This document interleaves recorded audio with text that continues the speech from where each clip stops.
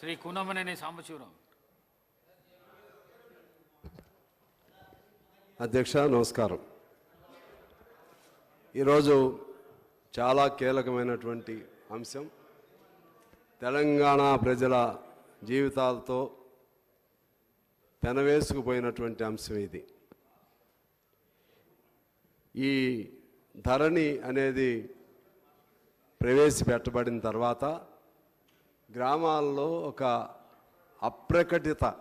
అప్రకటిత అల్లకల్లోలం ఇవాళ అన్ని గ్రామాల్లో ఉంది. కారణం సరే మా మిత్రులు మాట్లాడుతూ చెప్పారు, చాలామంది సలహాలు తీసుకున్నారు. అందరు సలహాలు తీసుకున్న తర్వాత ఇటువంటి ఒక అద్భుతమైనటువంటి పథకాన్ని ప్రవేశపెట్టారని అందరు సలహాలు తీసుకున్నారు. పెద్దలు, ఆనాటి పెద్దలు ఒక్కరి సలహా పాటించారు. ఆ ఒక్కరు ఎవరంటే సోమేష్ కుమార్. ఆ ఒక్కరి సలహా. మరి అంత పెద్ద తెలివి కలిగిన మేధావిగా ఉన్నటువంటి కేసీఆర్ గారు ఎందుకు అతని మాయలో పడ్డారో నాకైతే తెలవదు అధ్యక్ష. కానీ చాలా మాయలో పడ్డారు. ఇది మీకు ఉదాహరణ చెప్పాలంటే, రోబో అనే ఒక సినిమా వచ్చింది.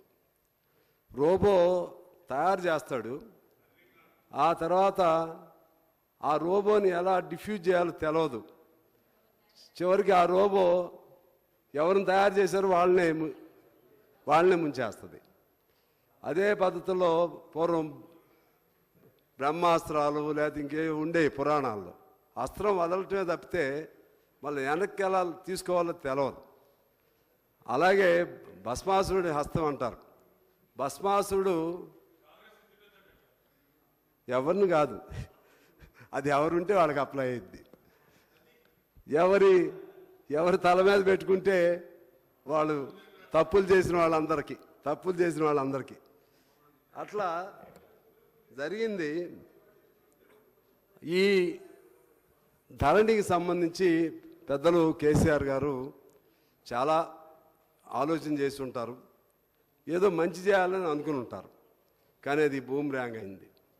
చివరికి ఇవాళ మొన్నటి ఎన్నికల్లో రిఫ్లెక్షన్ ప్రతి గ్రామంలో ఇంకా ఫర్దర్ రీజన్స్ ఉన్నప్పటికి కూడా ప్రధానమైనటువంటి కారణం ఆనాడు బీఆర్ఎస్ ఓడిపోవటానికి గ్రామాల్లో, ఎందుకంటే అందరం అక్కడి నుంచి వచ్చిన వాళ్ళం కాబట్టి ప్రధానమైనటువంటి కారణం ధరణి అని చెప్పి నేను మీకు తెలియజేస్తా ఉన్నా అధ్యక్ష. కారణం ఏంటంటే ప్రధానంగా అందులో ఒక పెద్ద అంశం ఉంది. కాస్తు కాలం అనే ఒక అంశం ఉంటుంది. ఆ కాస్తు కాలం తీసివేయటం వలన ఆ కాస్తు కాలంలో అంటే సాదా బైనామాలతో ఆ పూర్వం జమీందారు, జాగీర్దారులు, దొరలు వాళ్ళు అమ్మినటువంటి భూములు కాగితాలు, తెల్ల కాగితాలతో కొనుక్కున్న వాళ్ళ పేర్లు అందులో ఉండేవి. ఇవి తీసేయటం వలన మరలా పాత సిస్టమ్ వచ్చేసింది. పాత జాగీర్దారు వ్యవస్థ, పాత జమీందారుల వ్యవస్థ, పాత భూస్వాముల వ్యవస్థ వచ్చేసింది. ఇలా రావటం వలన రెండు రకాల నష్టం జరిగింది అధ్యక్ష. వాళ్ళకి రుణ సౌకర్యము లేదు, కాస్తుదారుల పేర్లు లేవు. ఇక వాళ్ళకి రైతు బంధువు లేదు, రైతు బీమా లేదు చనిపోతే. ఈ రైతు బంధువు ఎవరికి వెళ్ళిందయ్యా అంటే మరల జమీందారులకు వెళ్ళిపోయింది. ఇది వాస్తవం. మీరు కావాలంటే ప్రతి ఊర్లో వెరిఫై చేసుకోండి. వందల వేల ఎకరాలు మా దగ్గర ఉన్న, by name I mention here, మా దగ్గర రేగళ్ళ ఉంది. మీరు వస్తే చూపెడతాను. రేగళ్ళ కొన్ని వందల ఎకరాలు, వందల మంది అందులో గిరిజనుల అధ్యక్ష. ఆ గిరిజనులకు రావాల్సిన, వాళ్ళు ఎప్పుడో కొనుక్కున్న భూములు అవి. గిరిజనులకు రావాల్సిన రైతు బంధు అంతా ఆయన ఒక్కడి పేరుతోనే వెళ్ళింది. మేము అనేకసార్లు ఆందోళన చేసిన ఉపయోగం జరగలేదు. ఇలా అక్కడ ద్వారా మరొక ఊరిలో పాత పట్టేదారులు, మన తెలంగాణలో మీకు తెలుసు, ఆంధ్రప్రదేశ్లో లాగా రిజిస్ట్రేషన్లు ఉండవు, సర్వే నెంబర్లు క్లారిటీగా ఉండవు. ఇక్కడంతా సాదా బైనామాలు లేకపోతే బై నెంబర్లతో ఉంటాయి. ఈ ప్రభావం వలన నా మిత్రులకు నేను చెప్తున్నాను, అంటే మీరు తెలిసి చేశారని నేనేం అనుకోను. తెలిసి చేసినా తెలియక చేసినా సరే ప్రతి గ్రామంలో మీరు 90 మందికి మంచి చేసి ఉండొచ్చు, 10 మందికి చెడు చేస్తే చాలు. ఆ 10 మందే మిమ్మల్ని ఓడించడానికి కారకులయ్యారు. ఇందాక నేను చెప్పినటువంటి ఊళ్ళో అయితే 10 మంది కాదు అధ్యక్ష, ప్రతి ఊర్లో. అదే అందులో ఆ కాస్తు కాలంలో ట్రైబ్స్ ఉన్నారు, నాన్ ట్రైబ్స్ ఉన్నారు, ఎప్పుడో కొనుక్కున్న వాళ్ళు ఉన్నారు. ఆ విధంగా చాలా నష్టం దీనివలన జరిగింది. దీని ప్రధాన ఉద్దేశం ఏంటి అధ్యక్ష? ఆనాడు వీళ్ళు చెప్పింది స్లాట్ బుక్ చేసుకుంటే చాలు, mutation registration at a time అయిపోయింది, తొందరగా త్వరితగతిన అయిపోతుంది, అవినీతి ఉండదు, భూముల సర్వే నెంబర్లు డిస్టర్బెన్స్ ఉంటే అన్నీ సెట్ అయిపోతాయి. ఇక కొత్త రకం అంతా కూడా ఆన్లైన్తో ఆ పుస్తకం ధరనిది పెట్టుకుంటే చాలు, అన్నీ స్వర్గమే అందులో కనపడుతుందని చెప్పారు అధ్యక్ష. కానీ జరిగింది ఏంటి? అన్నీ ఏ అవినీతి జరగకూడదని అన్నారో ఆ అవినీతి ఎప్పుడూ లేనంత అవినీతి జరిగింది అధ్యక్ష. ఎప్పుడు లేనంత అవినీతి. పెద్ద వాళ్ళందరూ కూడా దీన్ని అడ్డం పెట్టుకుని ముఖ్యంగా హైదరాబాద్ నగరం జిల్లా కేంద్రాల్లో దీన్ని అడ్డం పెట్టుకుని అమాయకులు అయినటువంటి వాళ్ళని పక్కన నెట్టేసి అక్కడ ఉన్నటువంటి ఆ రిజిస్ట్రేషన్ చేసే వాళ్ళతో తను ఒక ఆధార్ కార్డు తీసుకుని వెళ్ళిపోయి ఈ భూమి తనదే అని చెప్పి స్లాట్ బుక్ చేసుకుంటే వాళ్ళకు వచ్చేసినాయి. మీరు అందుకనే నేను మీ ద్వారా ప్రభుత్వాన్ని కోరుతా ఉన్నాను, ఖచ్చితంగా దీనిపైన విచారణ చేయాలి. విచారణ అంటే ఇది ఒక ప్రాంతమో ఒక చోటో ఒక జిల్లానో కాదు, ఇది అన్ని చోట్ల జరిగింది. ఎక్కడెక్కడ ఎవరి భూములు ఎక్కడికి పోయినాయి, ఎంత భూములు పోయినాయో ఇది ఒక సమగ్ర విచారణ చేస్తే అప్పుడు ఇందులో కల్పిట్స్ ఎవరి భూములు ఎవరు తిన్నారు, ఎంత అవినీతి జరిగింది. ఎందుకంటే ఆనాడు చెప్పారు 2 లక్షల కోట్ల అవినీతి అని.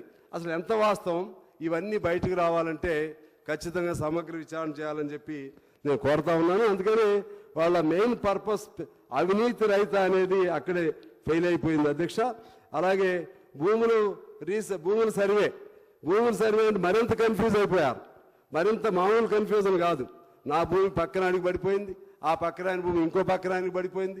అదేంటే కంప్యూటర్ తప్పులు చేస్తే ఆ భూములు మళ్ళీ సరి చేసుకోవాలంటే మళ్ళీ ఎక్కడ పోవాలి?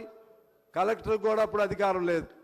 ఒకవేళ ఉన్నా కలెక్టర్ దగ్గర ఒక ఆపరేటర్ ఉంటారు, ఆ ఆపరేటర్ ఓపెన్ చేస్తే తప్పితే దానిలో విషయం తెలియదు. మరి అయినా కూడా కలెక్టర్ కూడా సరి చేయలేడు అధ్యక్ష. ఆ భూములు మళ్ళీ సరిచేసి నా భూమి ఇంకోళ్ళకి పోతే నా భూమి నాకు రావడానికి అవకాశం లేదు, మళ్ళీ కోర్టుల దగ్గరికి వెళ్లాల్సి వచ్చేది. ఆ విధమైనటువంటి పెద్ద కన్ఫ్యూజన్ ఏమి సరిచేద్దాం అనుకున్నారో అంతకంటే పెద్ద కన్ఫ్యూజన్ జరిగిందని మీ దృష్టికి నేను తీసుకొస్తున్నాను అధ్యక్ష. అంటే ఎంఆర్ఓలు కంప్యూటర్సు వాళ్ళు ఏది చేయాలనుకుంటే, అంటే ఇది అంతకుముందు రిజిస్ట్రార్ ఉండేవాడు, తీసేసి మున్సిపల్ కమిషనర్లు ఎంఆర్ఓలకు అప్పచెప్పడంతో అక్కడున్న ఆపరేటర్ ఒక ఆయన మొత్తం రింగ్ తిప్పే పరిస్థితి వచ్చింది అధ్యక్ష. ఆ విధంగా కూడా అక్కడ కూడా వాళ్ళు ఆ అంశం ఏది అనుకున్నారో ఆ అంశం కూడా వైఫల్యం జరిగింది. తర్వాత క్విక్ డిస్పోజల్ అంటే క్విక్ డిస్పోజల్ బదులు సంవత్సరాల తరబడి నెలల తరబడి కోర్టుల చుట్టూ తిరిగే పరిస్థితి ఈ ధరణి వలన వచ్చింది అధ్యక్ష. అంతేకాదు దీనిలో అంతకుముందు పార్టీషన్ ఉండేది. ఏదైనా పార్టీషన్ చేసుకోవాలనుకున్నా, ఏదైనా పేరు మార్చుకోవాలనుకున్నా 45 రోజుల సమయం ఉండేది అధ్యక్ష. 45 రోజుల సమక్ష నా భూమి నేను ఇంకోళ్ళకి అమ్మితే ఇది వాస్తవమా కాదా అని వెరిఫై చేయడానికి విఆర్ఓలు ఉండేవాళ్ళు, సిస్టమ్ ఉండేది. ఇది తీసేయటం వలన, స్లాట్ సిస్టమ్ పెట్టడం వలన నా అన్నదమ్ముల మధ్య తగు వస్తే, అన్నదమ్ముల మధ్య నేను లేను, మా అన్నే వెళ్తాడు అక్కడికి, వెళ్ళిపోయి ఇదంతా మాదే అని ఒక ఆధార్ కార్డు పెడితే ఆయన పేరుతో స్లాట్ బుక్ అయింది అధ్యక్ష. ఇక నాకు రాదు, మళ్ళీ నాదేం తేల్చుకోవాలంటే మళ్ళీ నేను కోర్టుకు వెళ్ళాలి. కోర్టుకు వెళ్తే అది పరిష్కారం కాదు. ప్రతి గ్రామంలో అన్నదమ్ముల మధ్య, అందరి మధ్య అని నేను చెప్పను, కానీ ఎక్కువ మంది మధ్య అన్నదమ్ముల మధ్య కూడా దీనివలన తగు వచ్చింది అధ్యక్ష. అదేవిధంగా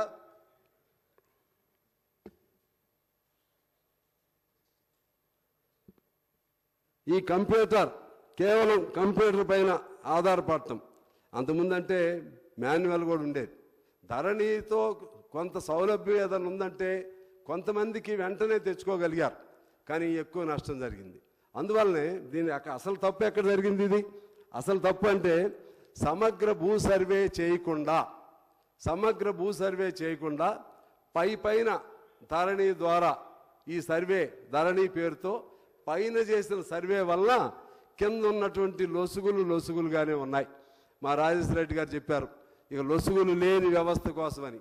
నాకు తెలిసి ఇది ఒళ్ళంతా కుళ్ళిపోయింది ధరణి వలన. ఏ లొసుగులని కాదు, చివరికి కొన ఊపిరితో బతికి ఉంది ఇది ఈ వ్యవస్థ. ఈ వ్యవస్థే మొత్తం వ్యవస్థ. ఏ రాష్ట్రమైనా మన ఆధారం ఏంటంటే భూమే కదా. భూమి పేరుతో ఇంత అల్లకల్లోరం జరిగితే ఇంకా అక్కడ సమస్య పరిష్కారం అనేది లేదు అధ్యక్ష. అదేవిధంగా ఇది 1923లో నిజాం కాలంలో జరిగిన సర్వే అధ్యక్ష. 94 సంవత్సరాల నుంచి సర్వే లేదు, ఒక హైదరాబాద్లో 78లో మినహా. ఆ కాలంలో శిస్తు నిర్ధారణ కోసం సర్వేలు చేస్తే 1000 ఎకరాలు జమీందారులు, పటేలు, పట్వారీలు, జాగీర్దారులు చేతుల్లో అప్పుడు సర్వేలో వాళ్ళ చేతుల్లో రాసుకున్నారు.